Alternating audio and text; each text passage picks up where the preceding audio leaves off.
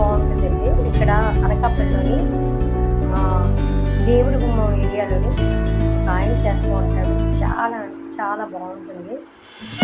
అలాగే టైమింగ్ బట్టి తీసుకుంటాను. పెద్ద కాజాలు అంటే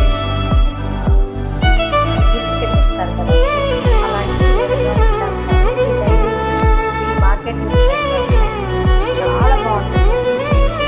ఇలాగ ఇక్కడ దేవుడి గుమ్మం ఏరియాలోనే ఉంటాను. చేస్తూ ఉంటాను.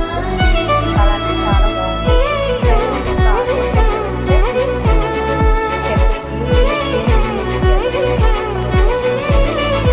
ఎప్పుడైనా ఆ గుడికి వెళ్తే ఇలాగ కాజా తీసుకుంటాం.